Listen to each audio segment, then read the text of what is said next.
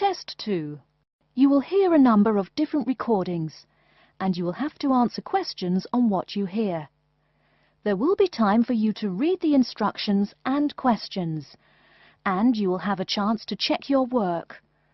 All the recordings will be played once only. The test is in 4 sections. At the end of the test, you will be given 10 minutes to transfer your answers to an answer sheet.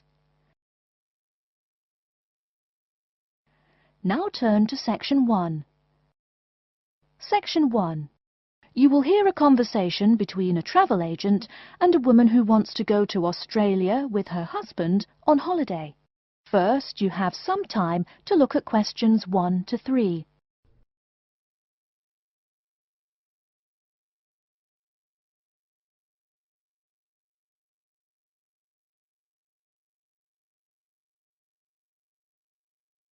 You will see that there is an example which has been done for you. On this occasion only, the conversation relating to this will be played first. Good morning. I've been looking at your holidays to Australia in your brochure. I'm thinking of going during the second half of next month.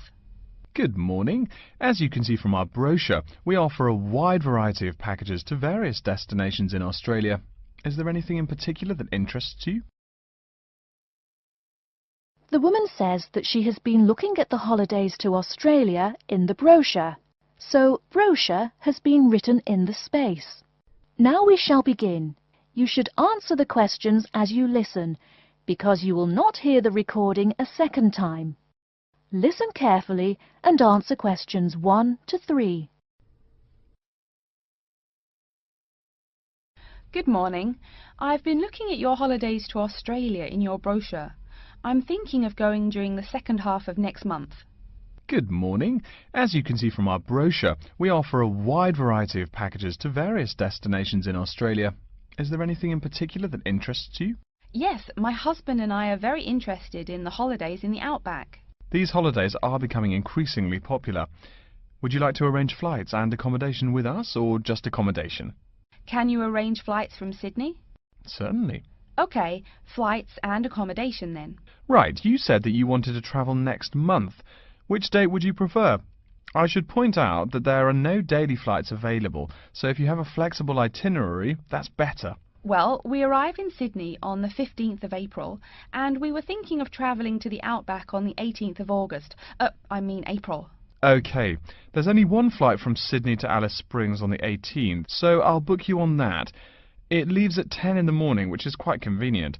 Shall I book 2 seats for you? Yes, please. As for your stay in the outback, you can see from the brochure that we offer 3 packages: budget, standard and luxury.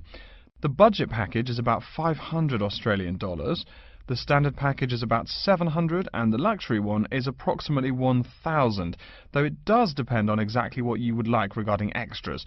Which one would you prefer? Well, we can't decide between the budget and standard options. Ah, well, actually, just looking at my computer here, on the date that you want to fly into Alice Springs, there is no standard accommodation available. It's fully booked, I'm afraid. That's okay. We think that the cheapest one should be fine for us.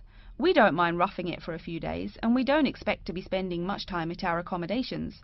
We prefer the outdoors. Right, let's look at the room options. Before you hear the rest of the conversation, you have some time to look at questions 4 to 10.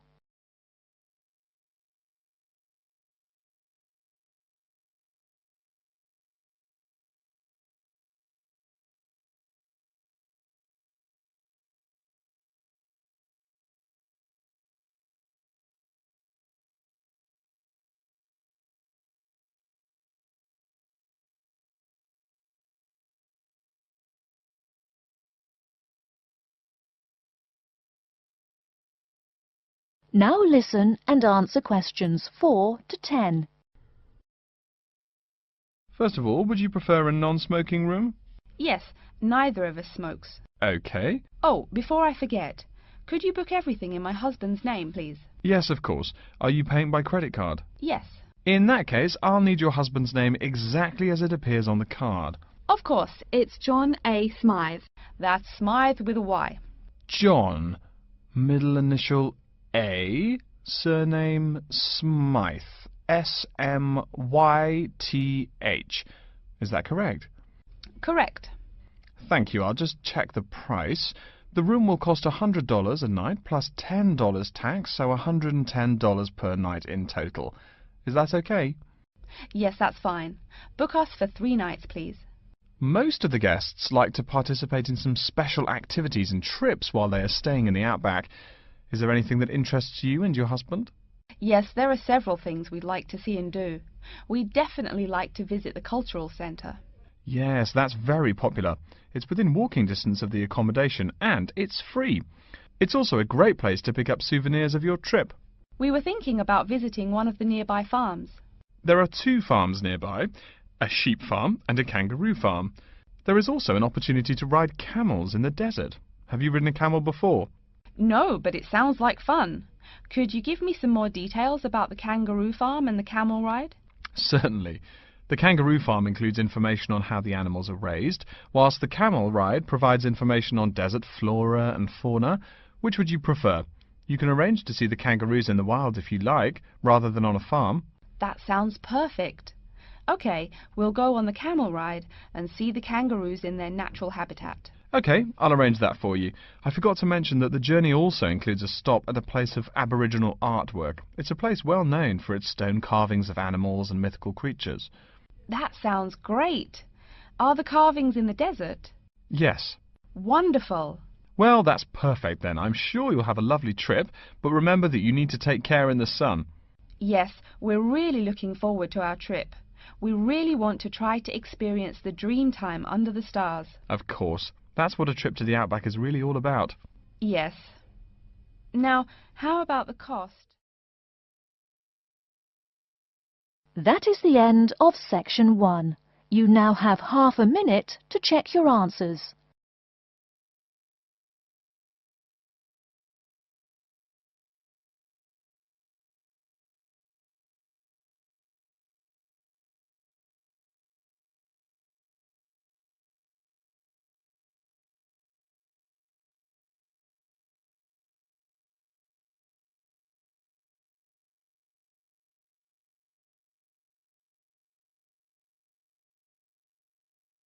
Now turn to section 2.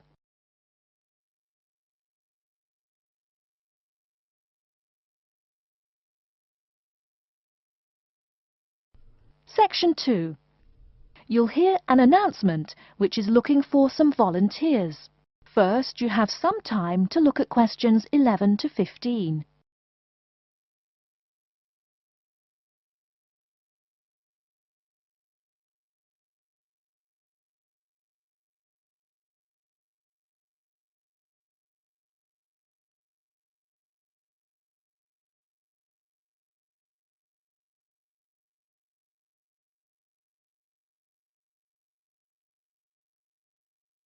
Now, listen carefully and answer questions 11 to 15. Continuing our broadcast of public service announcements, Worldwide Helpers announces upcoming vacancies for a number of volunteer worker positions. All applicants must meet the following requirements. First of all, applicants must be over 18 years of age. The company apologises, but there can be no exceptions to this rule. Second, persons interested in these positions may not have police records. Minor traffic offences like a parking ticket are, of course, no problem. But, and I quote, past and present drug users and sex offenders need not apply. The employer will, of course, check with the police to verify your clean record. In addition, applicants must supply references from past or present employers or teachers along with their recent CV. These references must testify as to the applicant's work habits and/or character. Remember, these are references from employers or teachers. A note from your dear old mum won't do. Worldwide Helpers assures me that they will contact these references to confirm they are genuine. Although all positions are volunteer, the employer will reimburse some of your expenses. For example, they will pay for transportation to and from the job site. Aside from that, the cost of phone calls is covered. Before you hear the rest of the talk, you have some time to look at questions 16 to 20.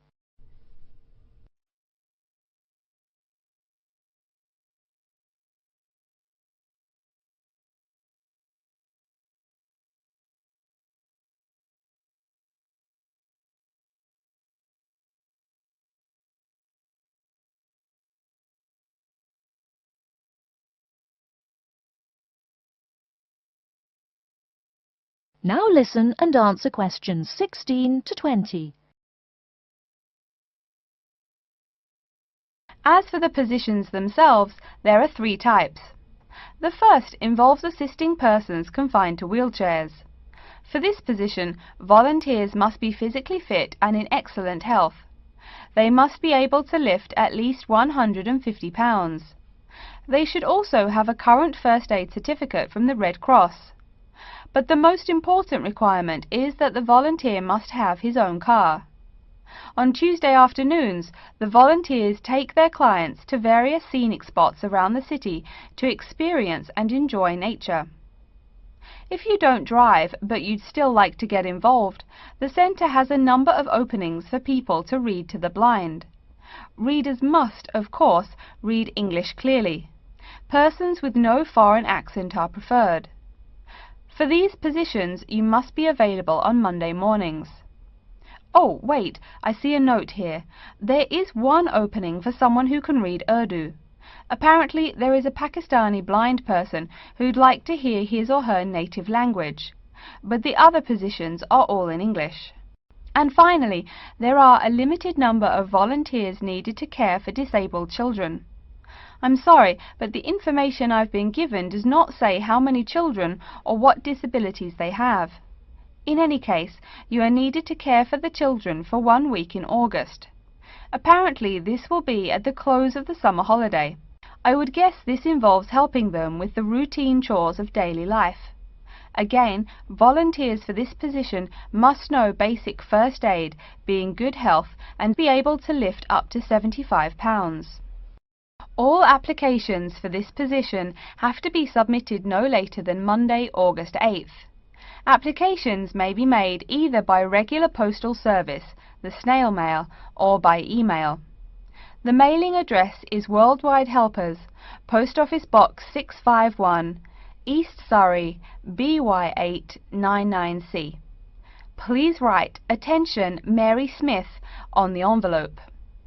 Or you can send email to acrawfor@worldwidehelpers.org.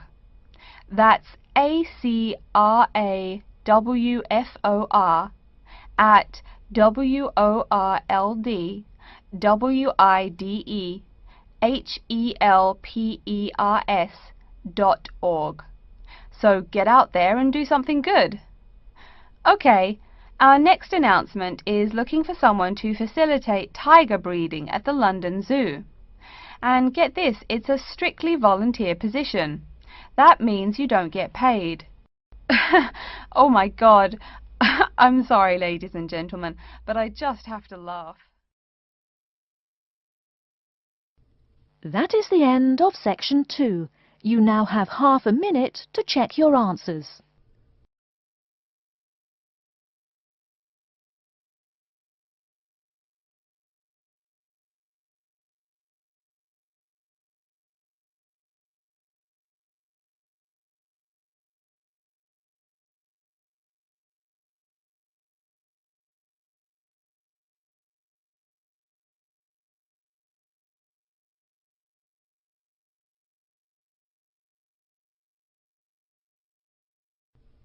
Now turn to section 3. Section 3. You will hear a student called Pete talking to his classmate Dave about the presentation that he will give on environmental science. First, you have some time to look at questions 21 to 25.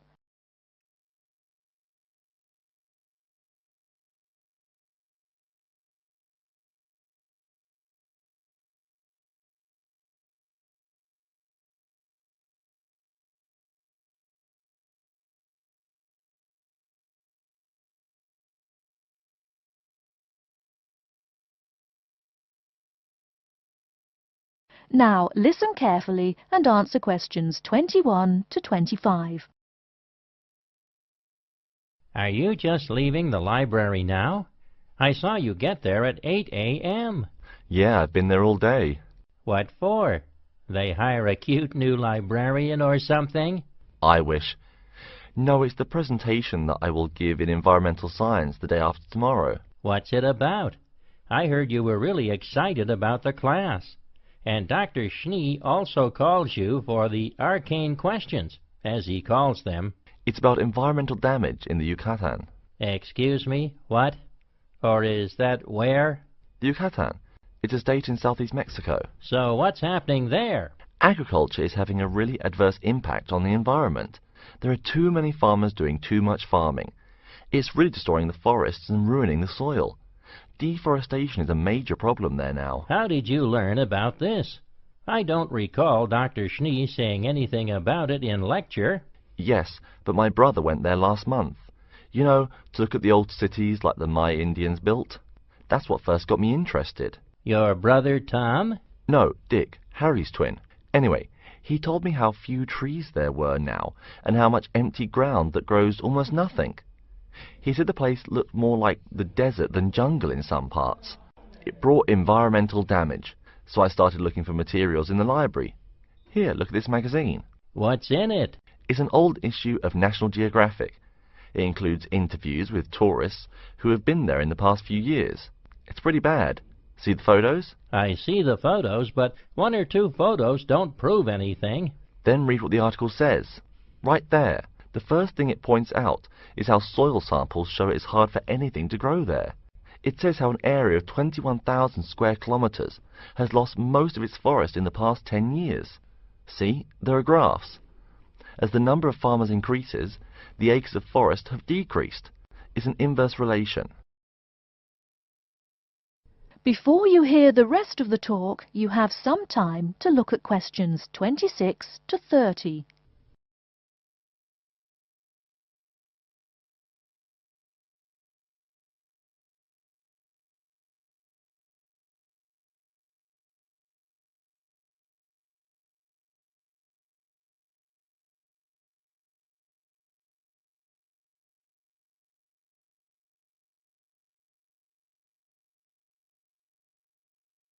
Now listen and answer questions 26 to 30. So, how big is that state? I'm sorry, but I've never really learned the metric system. It's bigger than the state of Massachusetts. That's shocking. Anything else? There's lots of else. Scientists say there's a growing area of about 10.5 square kilometers where nothing can grow at all. It's like the beginning of a desert. Oh, yes. What Dr. Schnee called desertification. But why can't anything grow there? I've never really studied soil chemistry. I'm just starting to look into that subject, but my sister Marie is a geologist, and she says the problem is that the soil has too much saline, with no plants helping to adjust the chemistry. Apparently, that's a common problem with soil types throughout the areas with rainforest. Once you lose the plant cover, it's difficult to bring it back.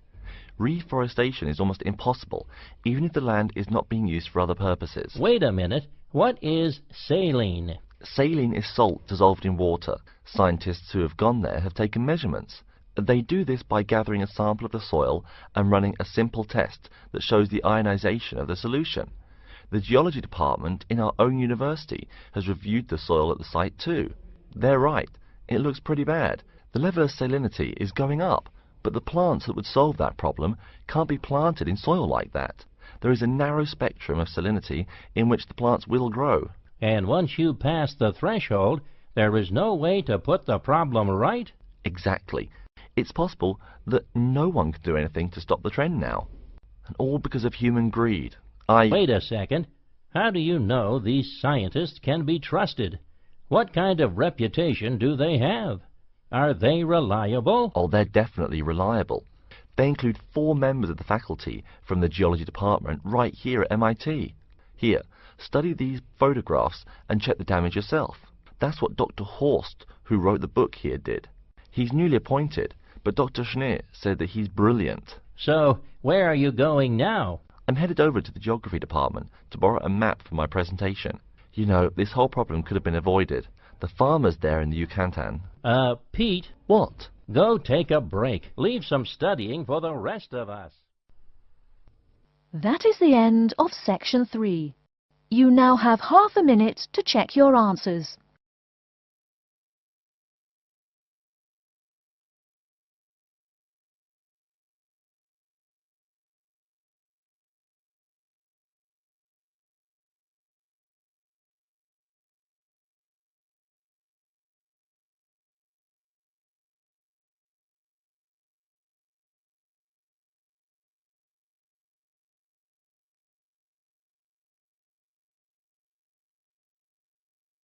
Now turn to Section 4. Section 4. You will hear a lecture's introduction to Insect Biology 101. First, you have some time to look at questions 31 to 40.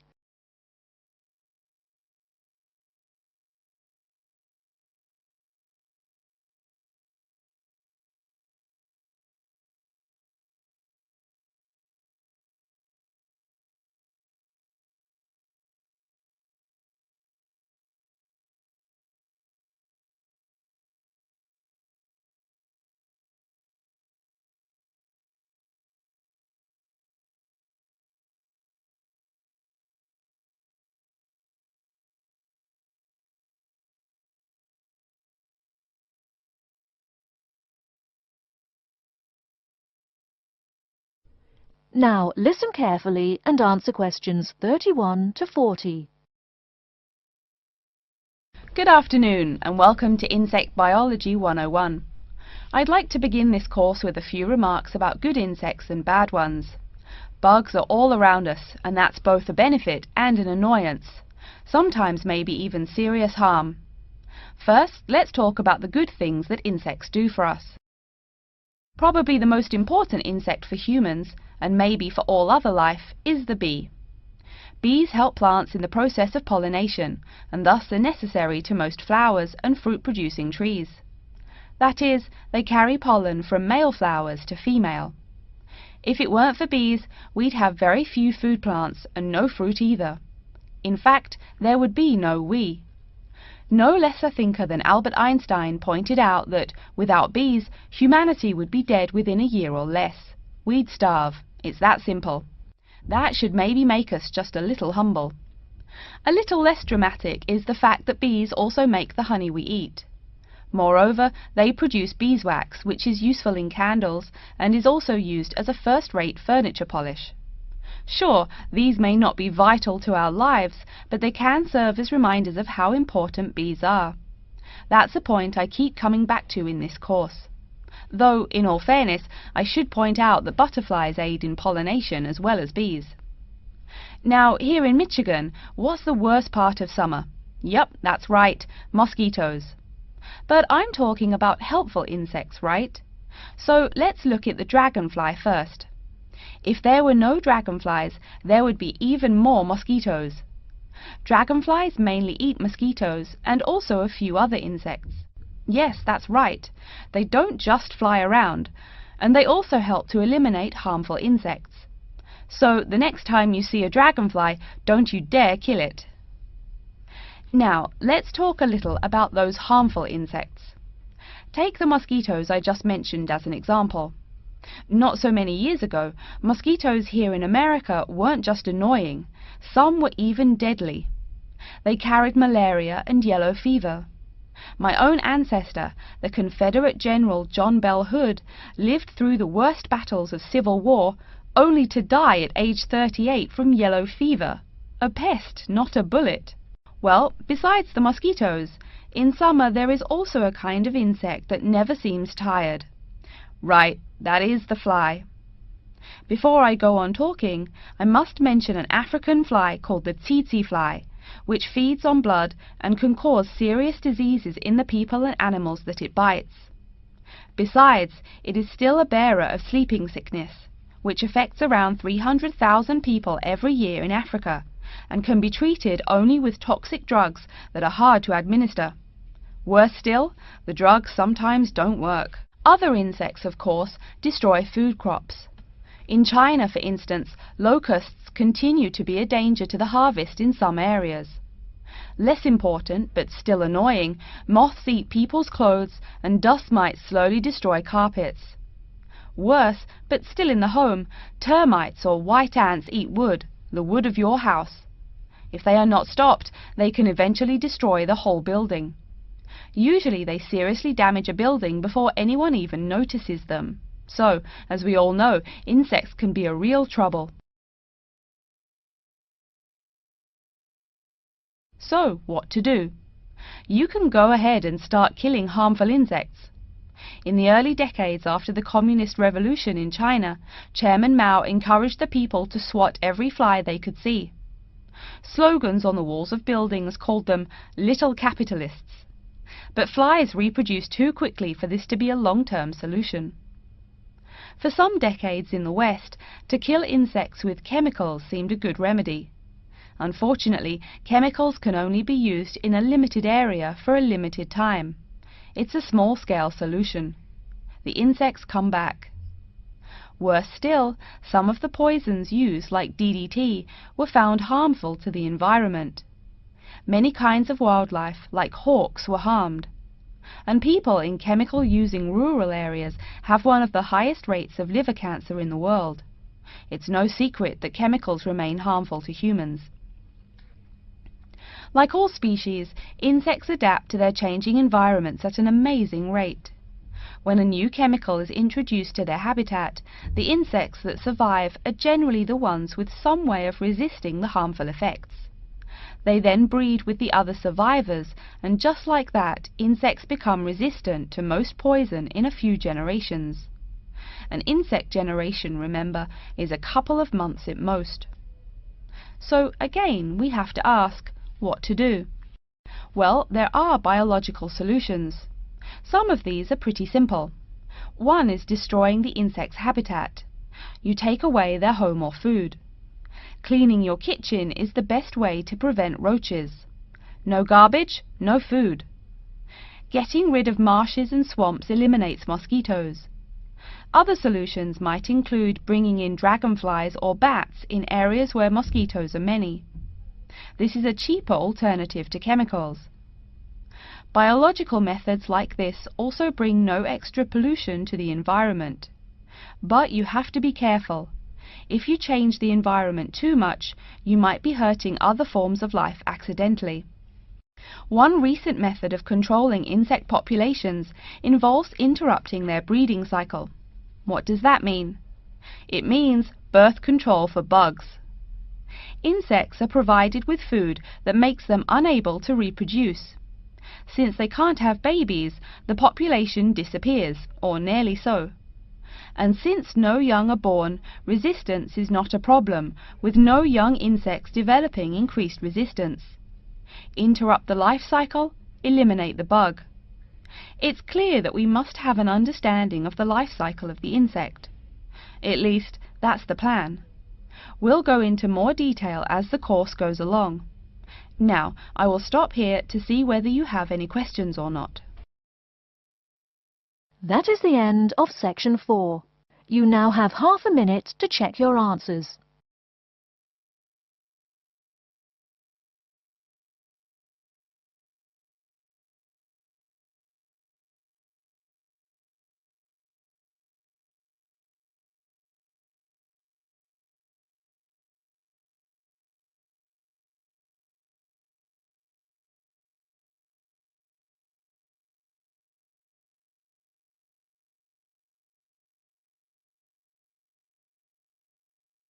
That is the end of the listening test. In the IELTS test, you will now have 10 minutes to transfer your answers to an answer sheet.